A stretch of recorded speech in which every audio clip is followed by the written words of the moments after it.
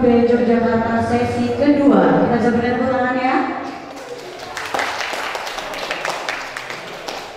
Jadi Taman Budaya Yogyakarta sendiri memiliki berbagai macam program di kesenian, termasuk seni rupa yang selalu hadir dalam 1 tahun itu 3 kali. Dan ini adalah sesi kedua dengan tajuk Ruang Peristiwa dan Nilai Seni. Sebelum kita lanjut untuk masuk ke diskusi-diskusi selanjutnya, kita berdoa terlebih dahulu agar semua kegiatan berjalan dengan lancar sampai dengan akhir nanti. Berdoa menurut agama dan kepercayaan masing-masing, dipersilakan.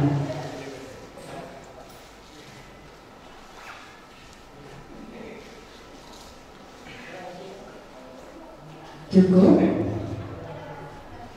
Selanjutnya hadirin dimohon untuk berdiri.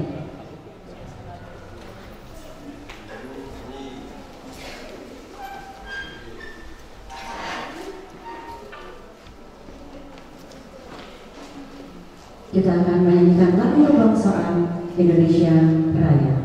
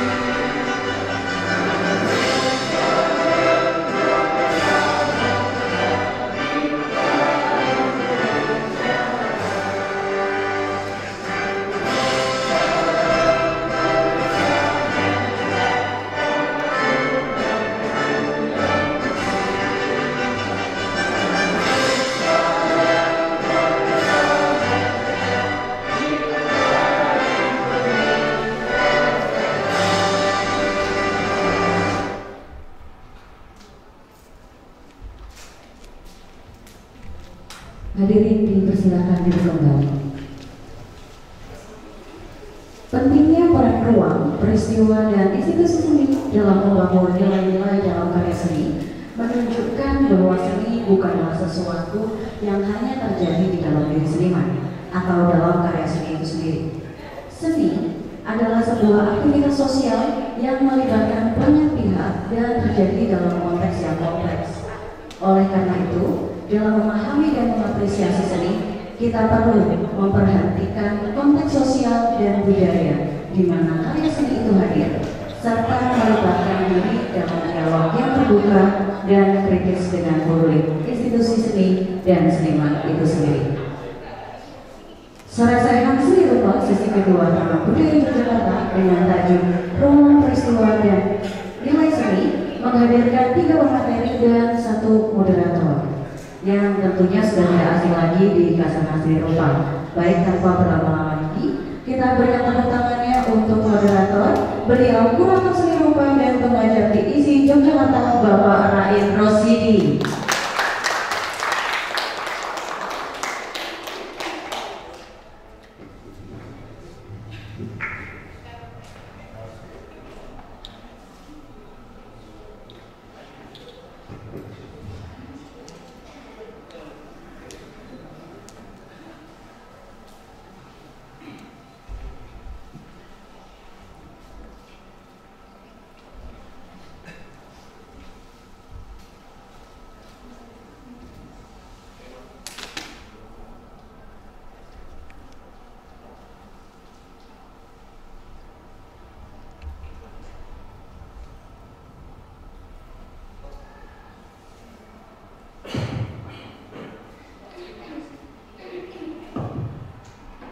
Terima kasih, selamat siang saudara-saudara.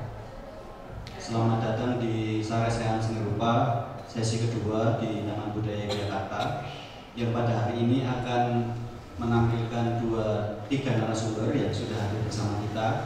Yang langsung saja saya undang ke depan untuk menemani saya duduk di sini. Yang pertama kepada Bapak Dr. Suwarno Wisedotomo MHum, kami persilahkan.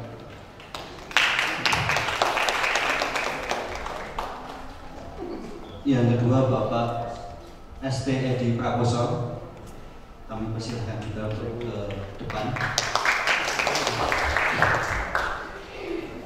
Yang ketiga kepada Mbak Arah Mayani, silakan.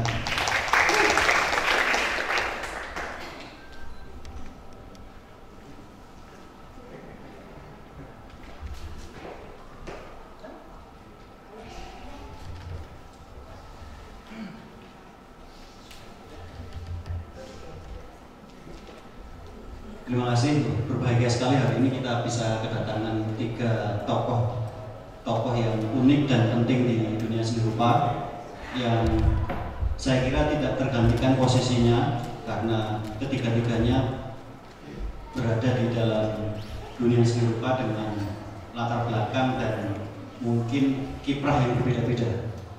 Jadi sesuai dengan apa yang akan kita bicarakan di sini, kita diskusikan di sini, yaitu mengenai ruang, peristiwa, dan nilai seni. Dan dari ketiga narasumber ini kita akan dapat insight atau dapat gambaran-gambaran mengenai ruang, peristiwa, dan nilai seperti apa yang akan kita temukan di dalam karya seni.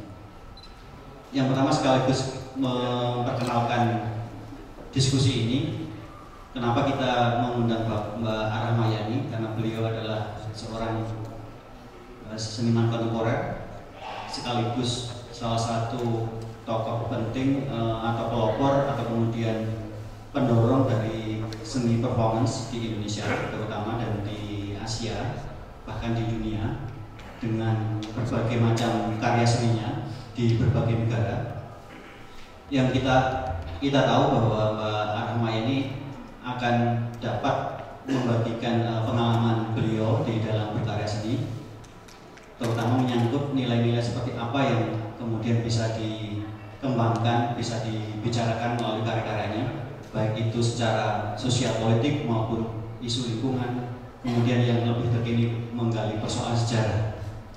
Yang menarik adalah karya-karya dari Mbak Arah ini selalu terkait dengan nilai-nilai itu yang kemudian mendapatkan temuan-temuan yang luar biasa, yang kemudian bisa menjadi bahan diskusi untuk teman-teman di bidang lainnya, termasuk misalnya soal lingkungan, politik maupun sejarah. Hari ini akan kita mendapatkan apa yang akan disampaikan oleh Mbak Arah ini melalui paparannya. Yang kedua adalah Bapak ST Edi Prakoso atau biasa kita panggil Pak Oi. Beliau juga teman saya, kalau Mbak Arah, dan guru saya mungkin ya. Mbak Arah ini juga guru saya, teman saya. Dulu kita pernah bekerja sama di Gendeng Street Art Project ya, di kampung membuat semacam program mural dan graffiti di Gendeng. Kemudian Pak Oi ini juga teman saya dari dulu mungkin ya. Ngaku-ngaku teman. Dari zaman saya masih belajar seni rupa membuat kuratorial itu Pak Oi sudah beberapa kali mempercayakan kegiatan kuratorial di galerinya yang pada saat itu di Jalan Monjali, Jalan Palagan, yang sampai sekarang masih bertemu. Berarti Pak Oi termasuk salah satu pelaku seni rupa yang konsisten hingga saat ini di antara para penyelenggara galeri atau kemudian galeri-galeri lain yang tumbuh kemudian hilang di dalam dunia seni rupa. Saya kira konsistensi beliau dapat menjadi gambaran bahwa apa yang dilakukan oleh Pak Oi melalui Sri Sasanti maupun Tirto Diburan Atling adalah program jangka panjang yang punya visi maupun harapan-harapan sumbangsih ke seni rupa yang sangat berarti lah di dalam sejarah seni rupa kita. Beliau akan berbicara mengenai nilai-nilai seni di dalam kaitannya tentu saja berhubungan dengan galeri. Bagaimana galeri melakukan pembentukan nilai karya seni bersama dengan seniman, yang dalam paparannya nanti akan mengambil judul kompleksitas dalam pembentukan nilai karya seni dan peranan galeri komersial, yang presentasinya dibuat di kereta api beberapa hari yang lalu. Kemudian yang terakhir adalah guru saya baik di kampus maupun di luar, yaitu Bapak Dr. Suwarno Wisyatratomo, yang saya kira hadir semua di sini sudah mengenal beliau, salah satu kurator sekaligus bagi saya itu pelopor di dunia seni rupa di dalam bidang wacana ya, terutama di Jogja. Karena kalau di Jogja pewarisnya dulu mungkin awal-awal Kusnadi, Bapak Kusnadi ya, di Asri itu, kemudian Bapak Sudarmaji, kemudian ada lagi Bapak Sudarso, kemudian yang generasi sebelum saya yang kemudian menjadi model bagi kita selanjutnya adalah Pak Suwarno Wisyatratomo dan Pak M.D. Marianto ya. Baru setelah itu saya kira nanti anak-anak muda ini akan menjadi penerus estafet dari seni rupa yang bekerja di nilai-nilai akademik, nilai-nilai wacana.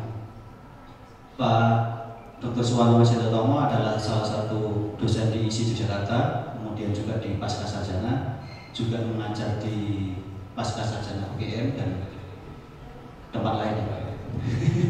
Dan beberapa buku sudah diterbitkan, antara lain Ombak Perubahan dan Kuratorial. Saya kira itu saja yang bisa saya sampaikan untuk memperkenalkan sedikit mengenai apa yang akan kita perbincangkan dan kenapa para tokoh-tokoh ini hadir bersama kita. Hari ini kita akan berbicara soal ruang, peristiwa, dan nilai seni. Yang hubungannya adalah kalau bisa dirubah sebenarnya judul itu ruang plus peristiwa sama dengan nilai seni. Di antara lain yang bisa kita lihat adalah ruang itu maupun peristiwa seni itu membangun nilai-nilai di luar seni itu sendiri, termasuk nilai-nilai yang berhubungan dengan kemanusiaan. Dan nilai-nilai itu akan sangat beragam. Nanti akan kita lihat bagaimana nilai itu bukan hanya soal nilai artistik atau estetik di dalam karya seni atau nilai kreativitas, tetapi juga nilai yang akan berkaitan dengan hal-hal di luar seni itu sendiri, termasuk nilai ekonomi dan nilai kemanusiaan, nilai sosial, dan sebagainya. Di sinilah kemudian kita akan membicarakan nilai-nilai itu berkaitan dengan seni sebagai salah satu produk kebudayaan yang diharapkan punya peran secara sosial maupun secara umum. Untuk yang pertama, kita akan memberikan waktu kepada Pak Rahmayani untuk memberikan paparan mengenai praktek seni yang dilakukan berkaitan dengan nilai-nilai yang diciptakan melalui karya-karya seni dari Mbak Rahmayani melalui pengalaman-pengalaman beliau di dalam karya-karya seni. Waktu saya persilahkan kepada Mbak Rahmayani sekitar 15 menit lah. Nah, lebih sedikit nggak apa-apa.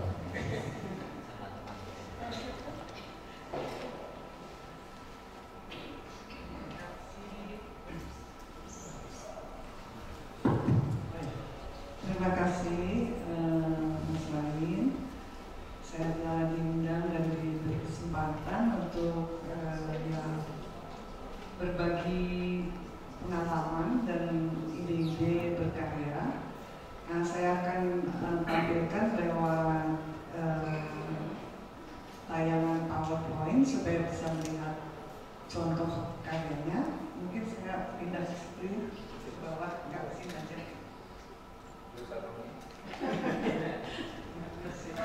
Nah, ini jadi akan memperlihatkan perjalanan dari awal karir sampai berkembang hingga sekarang. Dan memang kebetulan ide-ide maupun pendekatan saya itu sampai sekarang itu berhubungan satu sama lain, ya. Jadi saya juga akan menjelaskan. Nah, saya menggunakan judul Di Antara Gunung dan Samudera. Ini memang hubungannya dengan kearifan budaya tradisi. Falsafahnya itu didasari dengan bagaimana alam dihormati, ya, dan kekuatan yang berlawanan di alam itu tidak hanya dilihat secara sederhana sebagai sesuatu yang berlawanan satu dan lainnya, walaupun bisa nampak seperti berlawanan, tetapi juga dipahami keterhubungannya. Jadi contohnya ya di sini simbolnya kalau di budaya Jawa yaitu gunung dan samudra.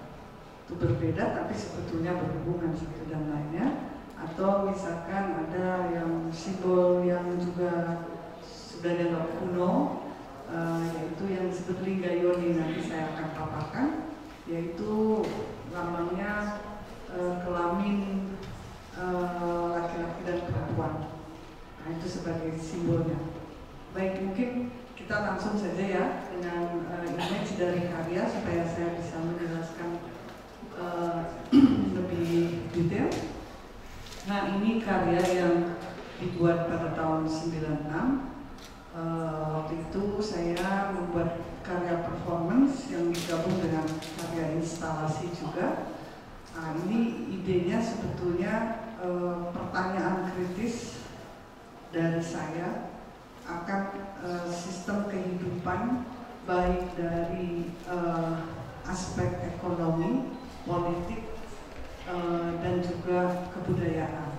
Jadi dalam hal ini seni itu saya lihat sebagai media ya yang sangat fleksibel yang bisa mempertemukan berbagai disiplin ilmu. Dan ini saya buktikan dan dengan bentuk karya.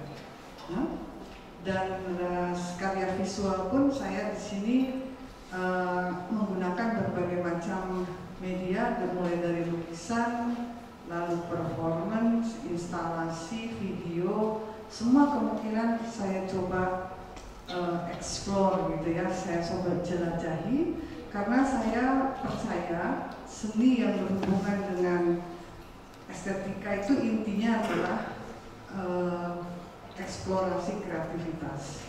Dan kreativitas itu tidak hanya dibatasi dengan hal yang artistik atau estetik saja. Nah, ini saya akan terangkan secara mendetil lewat karya. Nah, ini karya performance sebagai yang ini tentunya protes kelompok yang dimarginalkan, makanya kenapa saya menggunakan kostum penari Bali yang dimarginalkan di dalam sistem ekonomi global yang hanya dijadikan sekedar objek dan komoditas untuk keuntungan materi saja. Ya, silakan lanjut. Nah, ini performance-nya. Jadi itu karya instalasinya memang itu tadi kritik terhadap sistem ekonomi global yang mendorong ke arah gaya hidup yang materialistis dan individualistis atau bahkan kemudian jadi egois gitu. Lalu ada instalasi dengan botol Coca-Cola di tengah itu. Ini tafsir ulang dari simbol Linggayoni yang bisa ditemukan di candi-candi tua di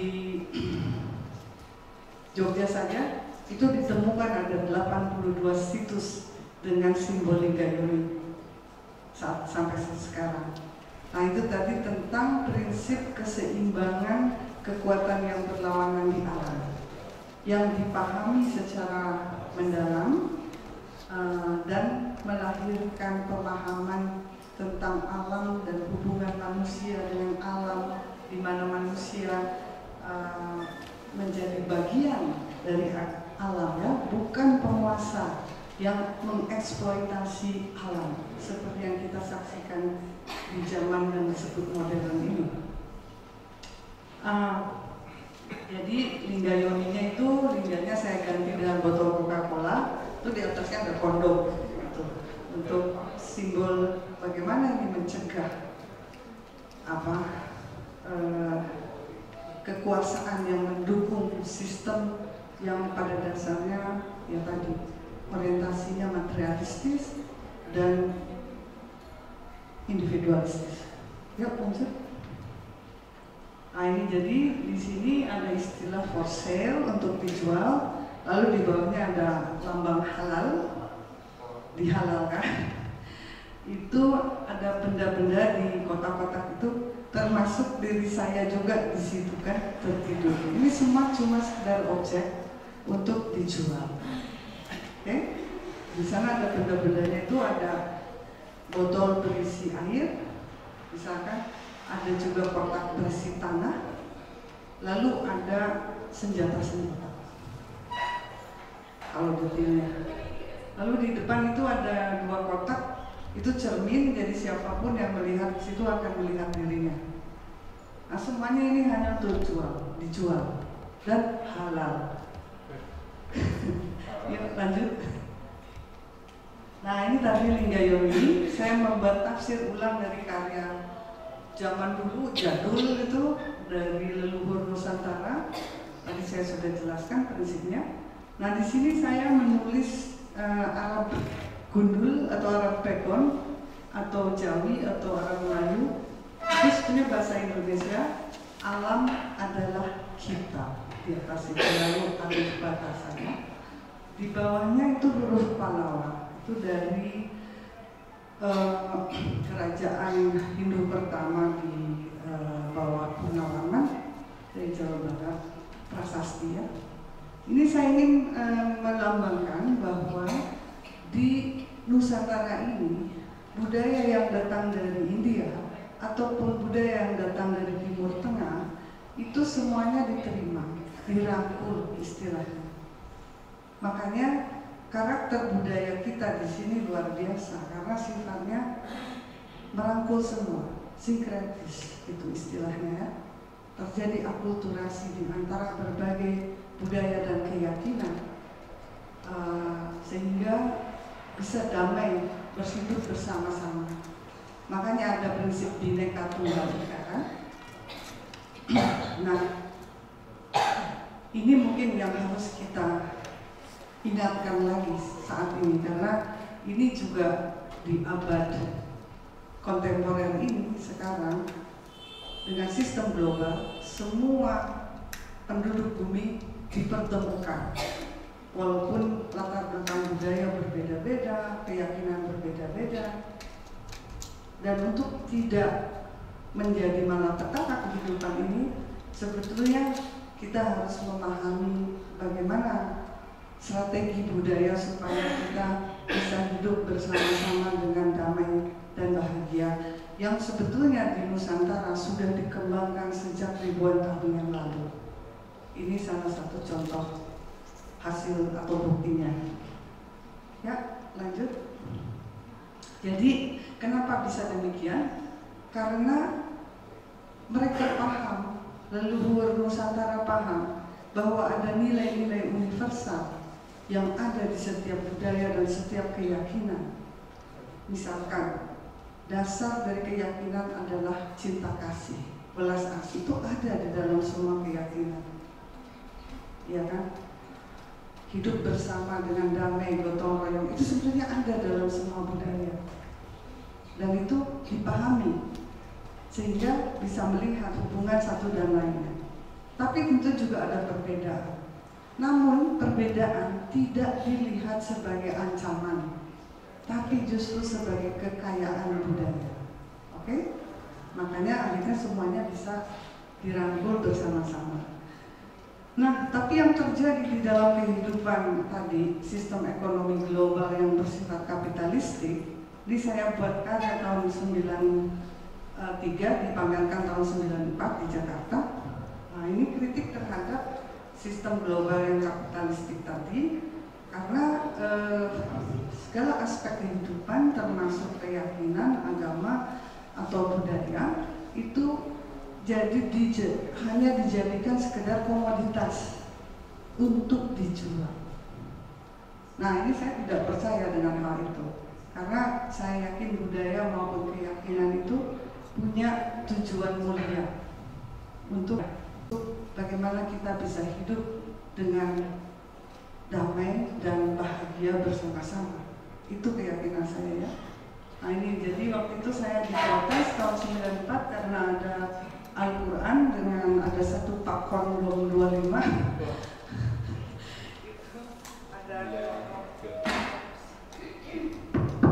Ada kelompok garis keras. Ini nggak tahu kenapa. Halo.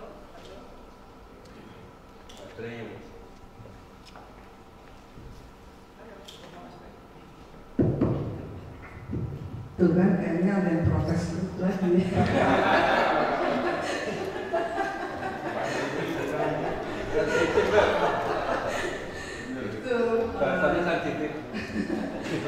Gitu. Padahal kan aku sedang membela agama di sini ya. Tapi malah bilang, oh katanya kamu menaruh Al-Quran di samping kondom 25. Ya ampun. Cerita kondom 25 ini waktu itu kenapa tak bawa ke situ itu karena ini. Di zaman Orde Baru ada program keluarga berencana ya. Semua perempuan ibu-ibu boleh punya anak suami istri cuma 2, nggak boleh lebih. Terus udah gitu dibuatlah pabrik kondom terbesar di Asia Tenggara. Yang punya siapa? Keluarga Soeharto. Ya ampun. Itu cerita. Baik, lanjut. Mas, silakan. Nah, nanti ini saya juga tadi kan ada patung Buddha juga ya. Nanti akhirnya saya juga bikin karya di Chiang Mai di tempat sakral kaum Buddhis. Ini kan tempat pembakaran mayat krematorium. Nah, awalnya panitia juga, wah jangan, katanya kamu nggak ngerti ya, ini kan tempat sakral juga, nggak boleh kamu orang Muslim nggak apa. Nah, kalau aku nggak pak sebagai orang Muslim dikasih tahu dong, bukan cuma dilarang-larang, ya kan? Akhirnya saya dipertemukan dengan pimpinan biksu, lalu berdiskusi dan saya jelaskan tentang tadi bagaimana sistem global yang kapitalistik itu bisa merusak budaya dan keyakinan cara orang beragama. Bisa jadinya nanti terlalu praktis gitu kan.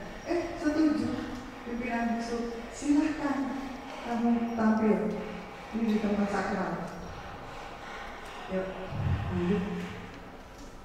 Nah, jadi ini saya salah satu ekspresi dari pemikiran tadi. Jadi, do not prevent the fertility of mind, itu ya. Bagaimana kita menjaga kesuburan pikiran kita supaya jangan didikte oleh yang katanya punya kekuasaan atau yang katanya paham. Kita harus berpikir. Jadi jangan mau dibilang kamu kalau nggak gini nanti kamu masuk neraka loh. Yo, kayak gitu kan? Tak dulu dong, mikir dulu dong kita harusnya. Nah ini salah satu ekspresi saya tentang itu. Ya, lanjut. Nah ini terjadi tahun 98 waktu ada peristiwa kerusuhan di Jakarta. Waktu itu banyak perempuan Tionghoa diperkosa itu. Nah, saya membuat karya untuk mengingatkan kaum perempuan dan laki-laki supaya hal seperti itu tidak terjadi lagi. Nantilah detailnya. Ini lanjut dulu karena waktu ada terbatas. Ini juga sebetulnya semacam karya protes. Nah, tadi saya dituduh enggak ini menghina agama Islam bahkan gitu ya. Kan yang Tinggayoni itu juga, katanya kamu itu menampilkan huruf Arab itu bagian sakral dari Al-Quran digabung dengan kelamin gitu kan. Loh kenapa emangnya kelamin itu jorok? Allah, semua makhluk punya kelamin deh dan punya fungsi penting ya untuk kehidupan, kesuburan melahirkan kehidupan. Kok belum udah dicurigai jorok gitu kan? Nah itu. Terus huruf Arabnya juga sebenarnya Arab background loh. Arab background atau Jawi itu, Arab Melayu itu menunjukkan kreativitas orang di Nusantara. budaya dari Arab diterima, tapi tidak ditelan mentah-mentah, ya kan? Nah, sekarang sih udah kembali karena itu. Kalau mau lihat ada di Museum Macan, sudah dikoleksi oleh Museum Macan di Jakarta. Baik, ini sebetulnya karya ini lahir karena saya dituduh teroris di Amerika. Kamu perempuan Muslim kok jalan-jalan keliling dunia sendirian? Pasti kamu ada yang membackup di belakang. Teroris ya. Jadi saya buat karya ini sebagai pengingat atau protes juga bahwa ya di sini dituduh menghina agama Islam, di Amerika dituduh saya bagian dari kaum teroris. Lihat banget, yuk lanjut. Nah, ini ya.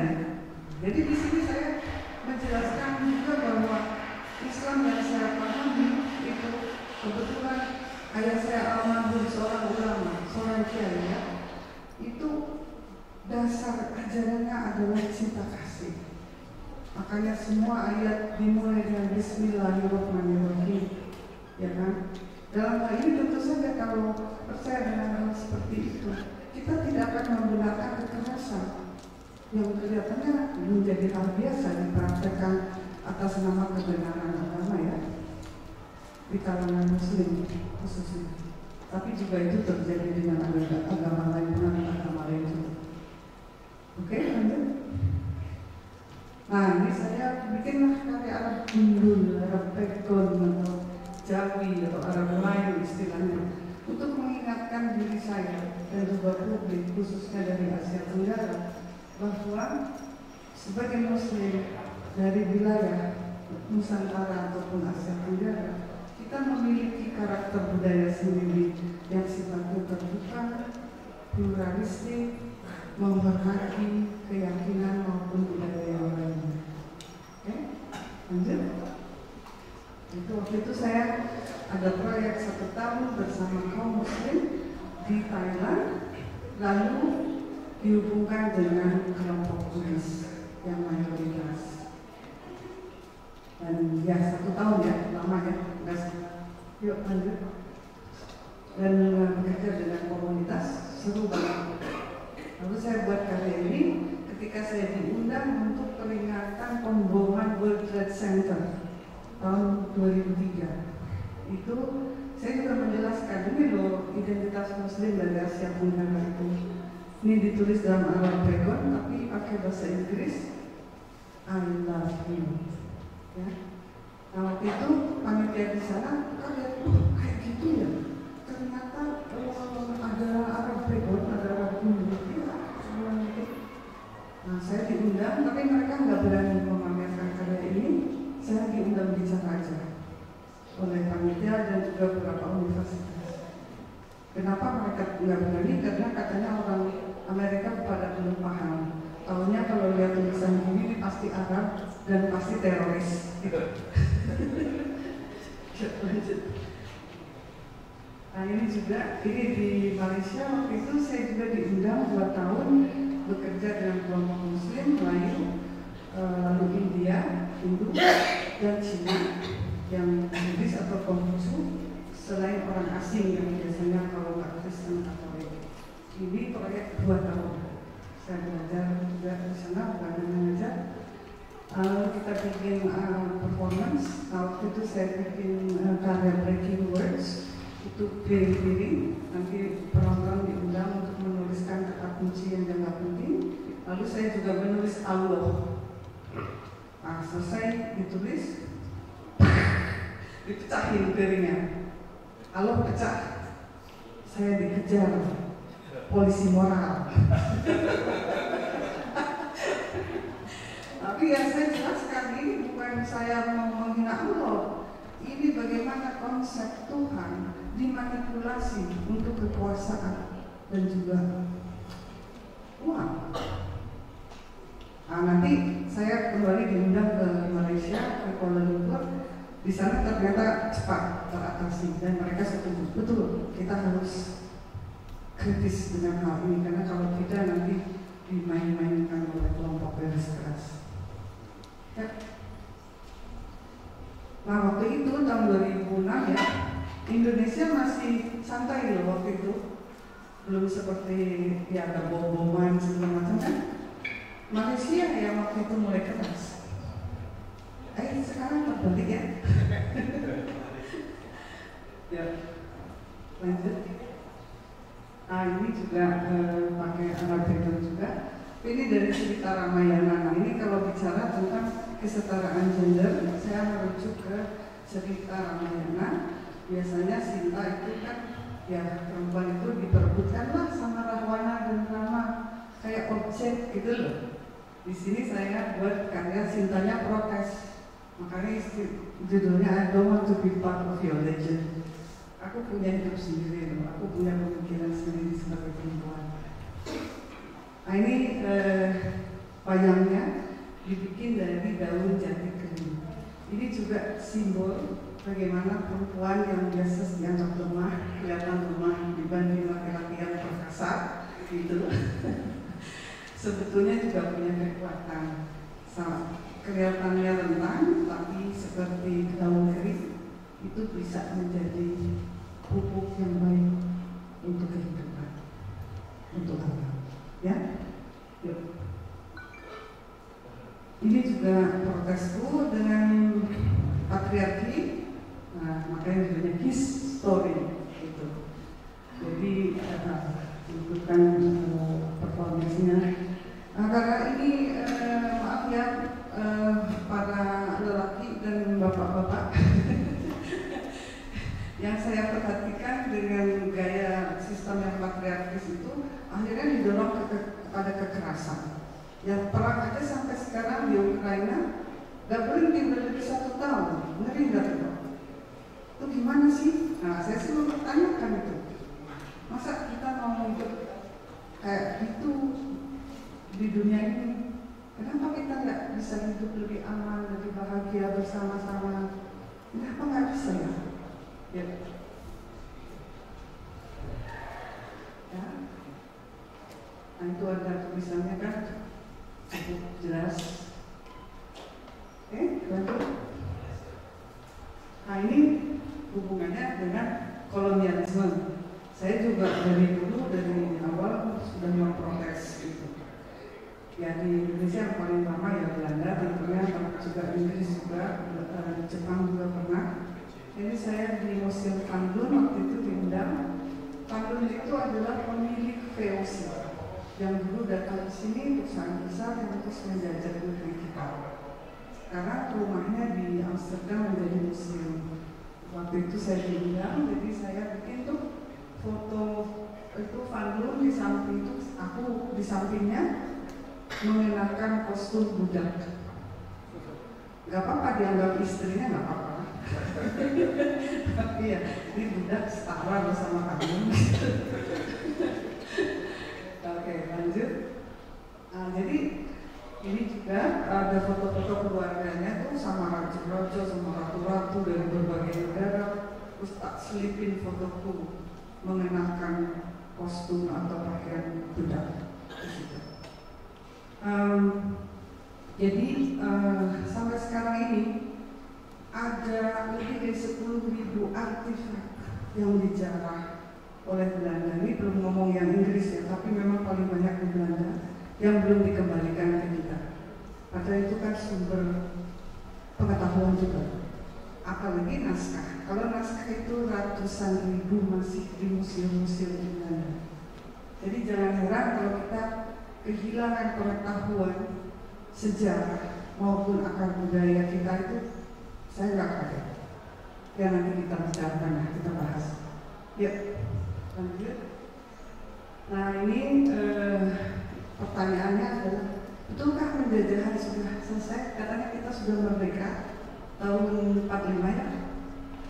Tapi setelah aku meneliti, ternyata yang disebut neokolonialisme atau penjajahan gaya baru itu masih berlanjut hingga sekarang. Anda boleh setuju, nanti kita diskusikan. Nah ini saya membuat karya Lapen Wedding. Lapen orang Jogja mesti tahu ya. Nah, yang suka mabuk-mabukan, sokok.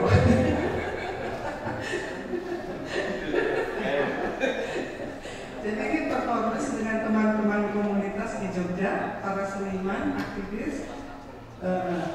Lalu kita performnya minum-minum itu lapen pada mabuk ya. Tapi ini simbol atau kritik terhadap bagaimana para politisi itu seperti orang mabuk. Mabuk kekuasaan, mabuk kekayaan. Nanti kita diskusikan ya. Nah itu pakaian itu sebetulnya dibuat dari bendera-bendera partai politik waktu itu. Waktu pemilu demokratis pertama di Indonesia. Partainya banyak, ada 36 orang. Ya, benderanya malam-malam kita ambilin, terus kita bikinnya kostum itu. Nah ini Iwan pakai kostum laki-laki ya. Jadi Amerika tadi bendera itu kelihatan kan Amerika sama Indonesia. Itu yang terjadi di masa Orde Baru. Bagaimana diktator Soeharto dan rezimnya itu sebetulnya bekerja sama dengan Amerika dan sekutu-sekutunya. Yuk. Nah ini dia foto lainnya ya, lanjut. Nah ini juga sama hubungannya di situ, kritik terhadap sistem global dan sistem ekonomi kapital. Yuk. Oke. Nah setelah saya bertanya-tanya, kok nggak ada yang jawab, gitu kan? Aku bingung. Bertahun-tahun protes, kritik, tanya, siapa yang jawab? Nggak ada yang jawab. Akhirnya saya berkata pada diri sendiri, ya kamu lah yang harus menjawab. Nah, sejak saya tahun 26 mengerjakan istilahnya karya seni berbasis komunitas, pertama dikerjakan dengan komunitas pesantren Amu Marta dari jajaran kampung sesudah dilanda gempa, lalu nanti berkembang terus hingga sekarang bekerja dengan berbagai komunitas di berbagai tempat di belahan bumi. Nah ini salah satu karya yang muncul sesudah saya kerja dengan kelompok Buddhis Tibet di Plateau Tibet mengatasi persoalan lingkungan hidup, karena itu merupakan wilayah yang sangat penting mengingat tempat itu istilahnya disebut sebagai tower air Asia. Semua sungai besar mata airnya adalah di sana, atau dikenal juga dengan istilah kutub ketiga, kutub utara, kutub selatan. Nah ini merupakan salah satu bidang es terluas di muka bumi. Tapi sekarang dengan pemanasan global, kita aja udah kepanasan ya sekarang ya, esnya meleleh dengan cepat, menimbulkan bencana banjir dan longsor di seluruh benua Asia. Korbannya itu ratusan ribu setiap tahun meninggal. Jadi saya buatkan karya Memory of Nature, hubungannya ke alam, supaya kita ingat dan paham lagi, dan juga ke Mandala Candi Borobudur. Nah, mungkin Anda bertanya, apa kok urusannya sama Borobudur tiba-tiba begini? Jadi di Tibet itu ada yang menarik lagi sisi lainnya. Saya bertemu dengan para biksu dan juga pimpinannya yang disebut lama. Saya mendapat penjelasan yang mengagetkan karena tradisi budaya, khususnya dengan sekte Gelugpa atau topi kuning yang dipimpin langsung oleh Dalai Lama, itu tradisinya, ajaknya ternyata berasal dari sini, dari masa Borobudur dan biaranya waktu itu di Muara Jambi. Oke, nanti akhirnya saya jelaskan. Tapi ini menjadi pengetahuan yang mendasar yang saya anggap sangat penting juga, yang saya coba tafsir ulang di dalam konteks hari ini. Yuk, lanjut.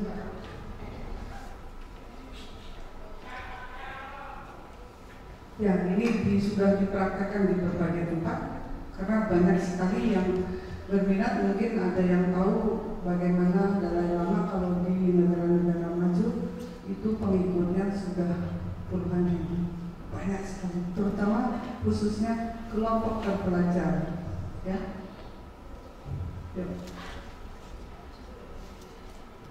Ya, lanjut, nanti detailnya saya jelaskan di belakang. Nah ini juga merujuk ke Candi Borobudur. Idenya sederhana saja, kan konon Candi Borobudur terkubur selama 800 tahun, ya, baru ditemukan kembali sekitar 2000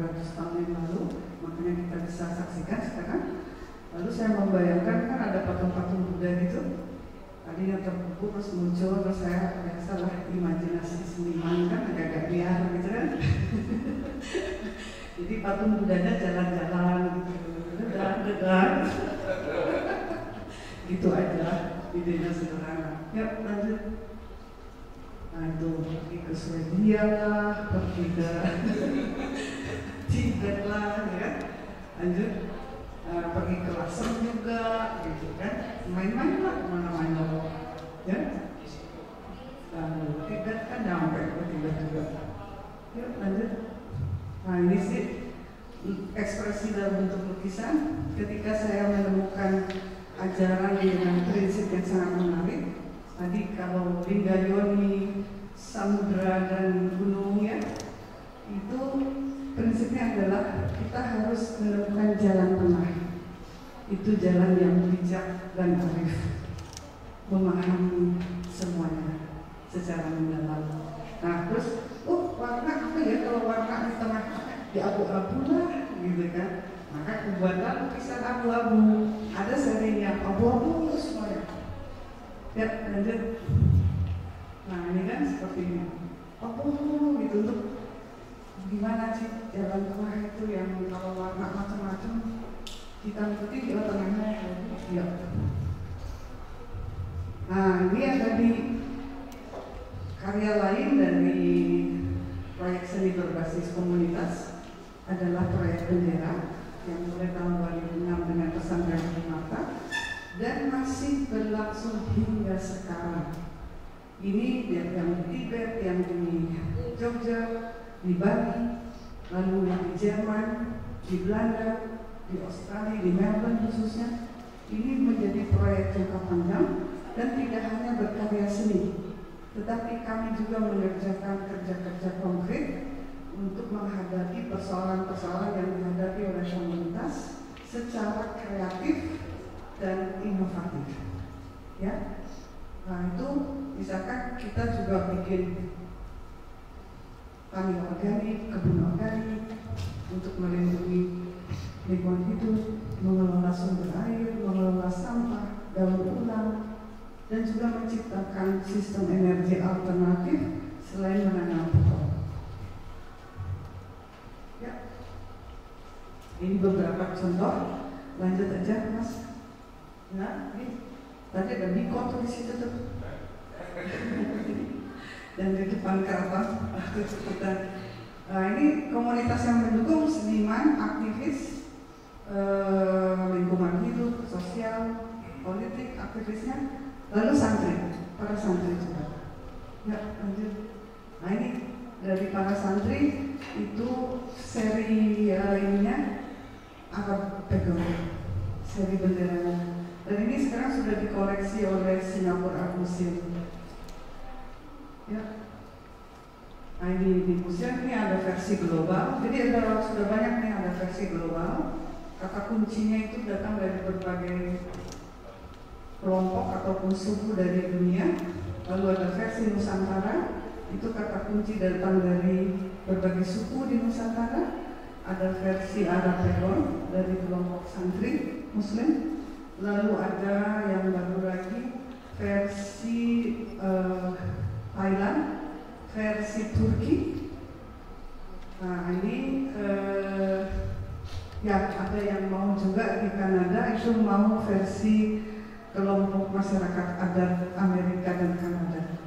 Itu sedang menunggu, kita harus menunggu karena COVID ini, jadi kita tunggu sampai aman. Ada lagi satu lagi yang akan dibuat versi Israel dan Palestina, di mana mereka bertemu menjadi satu, dan ini kelompok ibu-ibu aktivis lingkungan hidup. Mereka menentang kekerasan, menentang perang, karena mereka memikirkan masa depan anak-anaknya supaya aman dan bahagia bersama. Oke? Ya, ini Singapura. Oh ya, Singapura ini masih lanjut. Jadi karya-karya saya termasuk tadi I Love You, tadi bendera, lalu tadi etalase yang ada Al-Qurannya, dan Sacred Cow yang ada Coca-Cola, sekarang dikoleksi oleh Galeri Nasional dan dihubungkan dengan program pendidikan anak-anak dan remaja di Singapura. Ya, lanjut. Sydney, Australia. Ya. Lanjut. Cina, ya kalau Cina itu proyek yang di Tibet 2015 setelah kami bekerja 16 desa bergabung, ya. Dalam proyek itu pemerintah Cina menyetujui dan mendukung hingga saat ini, sehingga kami sudah bisa menanam pohon hampir 3 juta sampai sejauh ini di Plateau Tibet itu untuk menyimpan air tadi. Ya, benar. Nah ini Jepang bisa sekolah sampai. Nah ini juga proyek jangka panjang karena mereka juga membantu proyek dan komunitas di Tibet ataupun di sini. Karena memang mereka juga aktivis lingkungan hidup. Yuk. Nah, ini di Universitas Taso tempat saya mengajar. Saya mengajar di sana memang sudah lebih dari 10 tahun dan beberapa mahasiswa sudah bekerja di Jogja dengan komunitas di sini sudah lebih dari 5 tahun. Dan ini akan lanjut terus. Ya, ini masih Jerman, Belgia. Ini di Jogja bersama teman-teman komunitas anak-anak muda di sini, dan kami memang ini lanjut sampai sekarang proyek makin berkembang.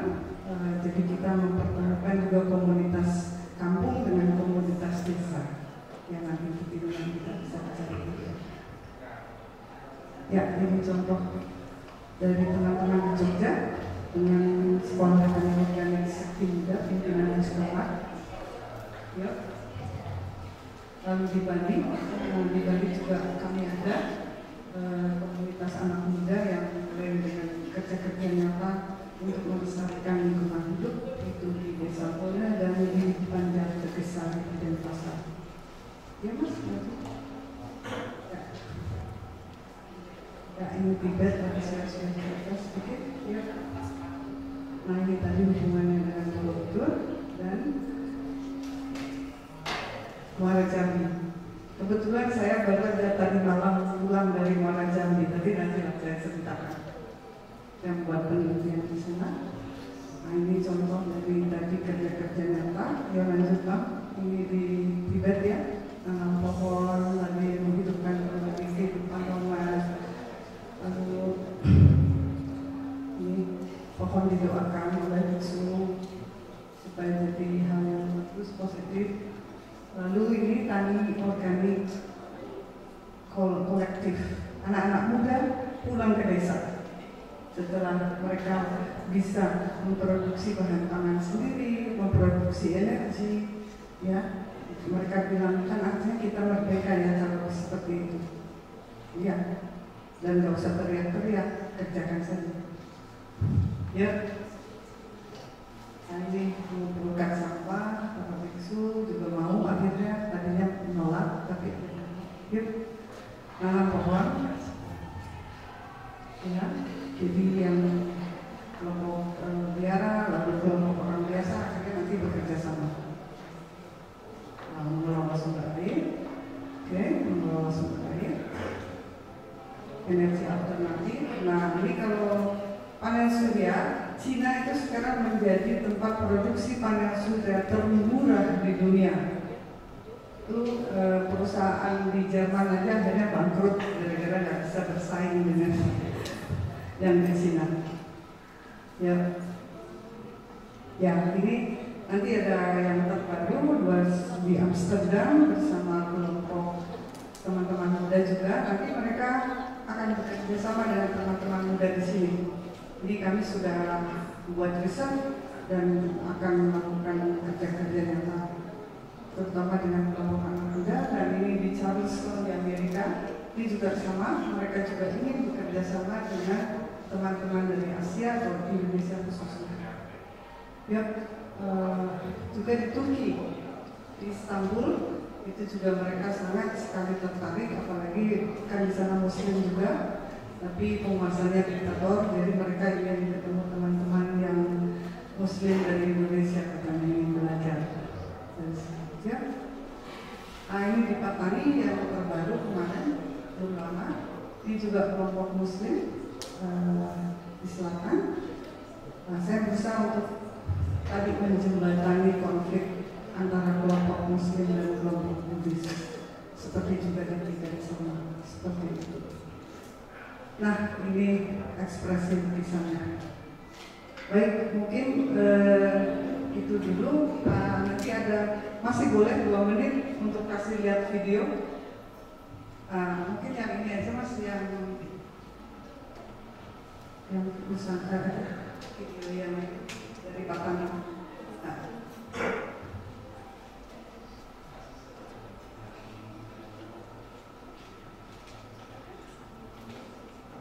Ini karya seninya ya.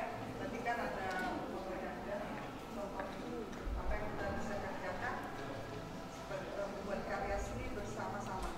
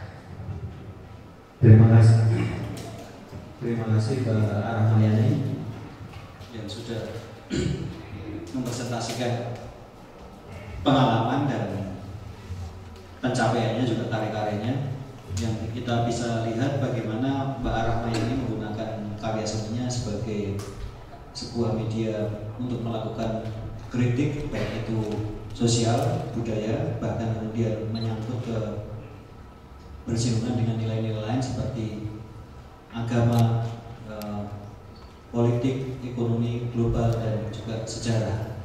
Saya kira itu menjadi gambaran yang menarik bagi kita untuk kemudian nanti akan mendiskusikan persoalan ruang peristiwa dan nilai itu secara lebih luas berkaitan dengan nilai-nilai lain di luar seni, termasuk nilai kemanusiaan dan nilai-nilai sosial. Untuk yang selanjutnya kita akan mendengar dari Bapak Oi mengenai nilai yang tentunya berkaitan dengan pengalaman beliau di dalam mengelola galeri, membuat acara seni rupa, dan juga berhubungan dengan seniman secara manajemen maupun secara pribadi. Saya persilahkan waktu untuk kepada Pak Oi ST Edi Prakoso. Mic-nya masih panas. Banyak bicara Linda dan Doni.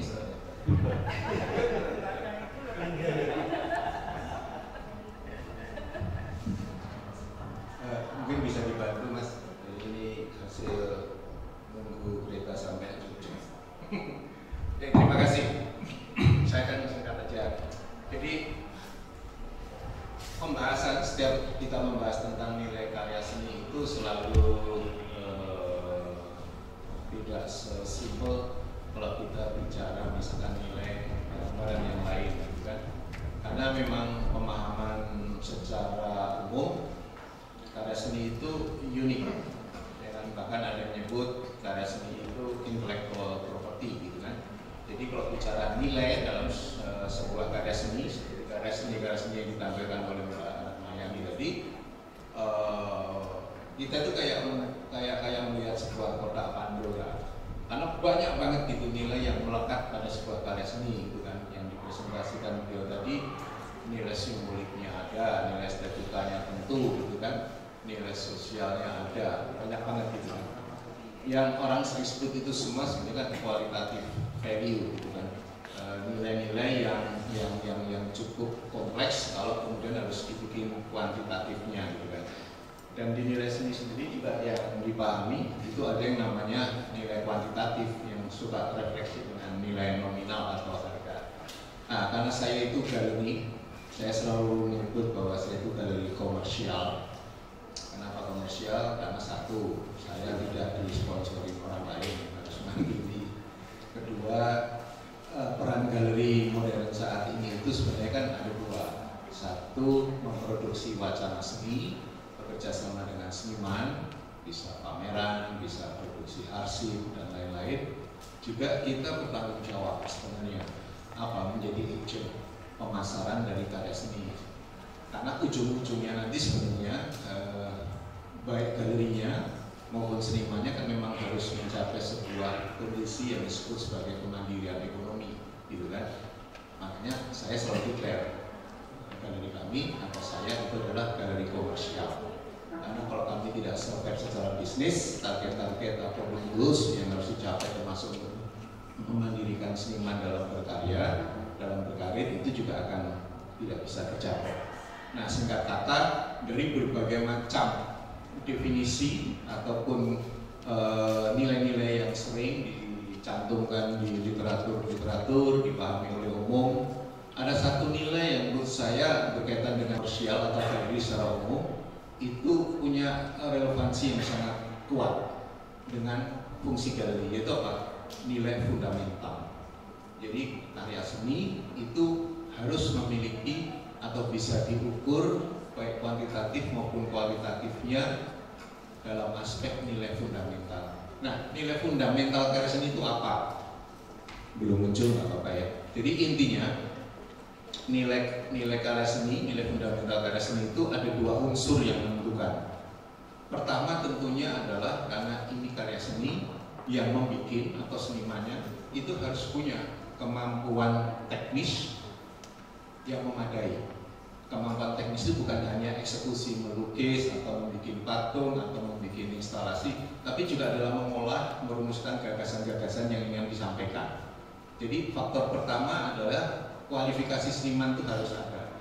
Makanya penting, apalagi dalam era pasar seni rupa saat ini, kualifikasi seniman secara teknis itu sekarang termasuk apa latar belakang pendidikannya dan sebagainya itu penting. Penting untuk kemudian dikalkulasi karena sekarang publik melihat itu. Terus faktor fundamental kedua itu apa yang mempengaruhi terus masalah selanjutnya, Mas? Ya, satu lagi. Nah, ini. Yang kedua apa? Posisi seniman. Posisi seniman dalam sejarah atau medan seni rupa yang dilakoninya, ya kan? Nah, yang dimaksud posisi seniman itu apa sih? Itu tadi yang saya bilang, galeri bersama seniman harus bersinergi memproduksi wacana seni, atau kalaupun bisa mandiri seperti yang dilakukan oleh Mbak Rahmayani, gitu kan? Membuat event di mana-mana kerjasama dengan lembaga atau institusi lain, itu apa? Memproduksi wacana seni. Jadi peristiwa-peristiwa seni apa yang dilakoni, diproduksi oleh seniman itu juga akan menentukan nilai fundamental. Misalkan ikut undangan-undangan event yang punya posisi penting dalam seni rupa kayak Biennale, Triennale, Triennale, terus kemudian penghargaan seni apa yang pernah diperoleh, produksi arsip apa yang dibikin oleh seniman itu maupun relasi-relasi berkarirnya gitu kan. Terus kemudian banyak hal itu yang akan menentukan nilai fundamental. Nah, kenapa saya sebut bahwa galeri itu juga punya peran sentral dalam menambah atau membangun nilai fundamental seniman-seniman yang bekerjasama dengannya, karena galeri punya fungsi memproduksi wacana seni. Jadi kalau rekan-rekan saya lihat di sini sebagian besar mungkin seniman ya Pak Radia atau calon seniman, penting itu untuk teman-teman ketahui galeri yang bagus itu seperti apa sih? Ya kan? Galeri yang bagus itu seperti apa? Ada beberapa syarat minimal yang harus dimiliki oleh galeri. Ini menurut pendapat saya dan juga menurut perjalanan panjang kami sebagai galeri. Pertama, tentu galeri harus punya infrastruktur fisik yang memadai. Apa itu? Ruang, tempat untuk mempresentasikan karya seni dari seniman-seniman yang bekerjasama dengan galeri tersebut. Kedua apa? Program. Harus punya kontinuitas, berkomitmen menyelenggarakan, memproduksi wacana seni yang tidak terputus. Sekarang kalau kita lihat di Indonesia, misalkan pada saat kasus pandemi kemarin 2 tahun, itu sebenarnya kalau teman-teman jeli bisa dilihat banyak yang galeri kemudian kan on off, ya kan? Bahkan sebelum pandemi, hampir sebagian besar galeri di Indonesia, di luar Jogja, itu sebenarnya juga pada posisi sudah tidak terlalu agresif berpameran. Kalau saya amati memang kebanyakan galeri di Indonesia, tidak semua, itu memang menjadikan galeri itu bukan sebagai main business. Jadi kalau kita bicara galeri dan komersial, itu kita perlu tahu pengelola, pemiliknya, pendirinya itu memang menjadikan galeri itu sebagai main business atau tidak. Kalau tidak, ya pasti akan mudah mereka melakukan on off. Di Jakarta ada misalkan Art Jakarta Art Fair, itu bisa dilihat banyak galeri bahkan sekarang di Indonesia khususnya di Jakarta yang muncul hanya pada saat Art Fair misalkan gitu. Nah, itu berbahaya menurut saya buat komunitas seniman yang kemudian menunjuk galeri itu sebagai galeri utamanya. Kenapa? Kalau galeri itu on off, apalagi hanya muncul setahun sekali di event-event besar kayak Art Fair, ada istilahnya kalau nggak salah itu vanity gallery.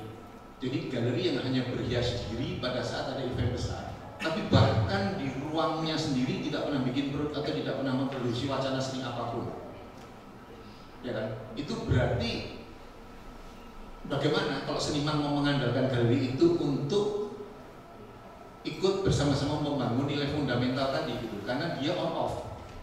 Tidak pernah bikin pameran di galerinya sendiri, hanya tampil setahun sekali atau setahun 2 kali di event-event Art Fair. Art Fair tidak jelek, Art Fair sekarang itu menjadi infrastruktur pasar utama, bukan hanya di Indonesia atau di dunia. Sekali lagi, infrastruktur pasar utama sekarang itu adalah Art Fair. Nah, tapi kalau konteks seniman itu ingin membangun nilai seni melalui peristiwa-peristiwa seni yang penting, sangat mudah. Mutlak seniman itu harus memperoleh partner yang punya komitmen jangka panjang, ya kan? Baik galeri atau manajemen bisa galeri bisa tidak, dan pihak-pihak lain yang bisa diyakini terus mendukung karir seniman secara jangka panjang. Nah, apa kemudian kaitannya dengan nilai ekonomi?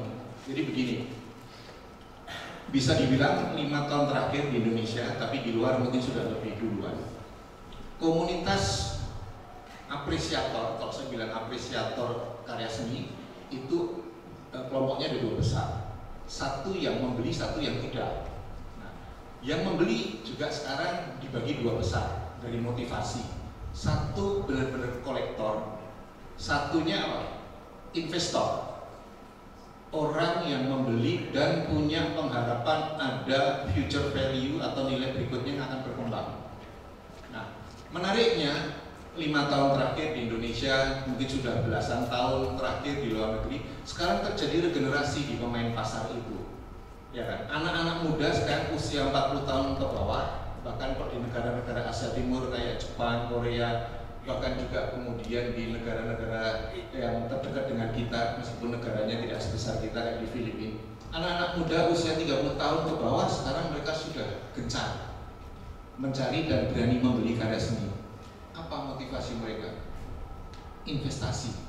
Nah, pada saat orang membeli karya seni sebagai investasi, di Indonesia saja masih jadi perdebatan apakah betul karya seni itu adalah produk atau komoditi untuk investasi.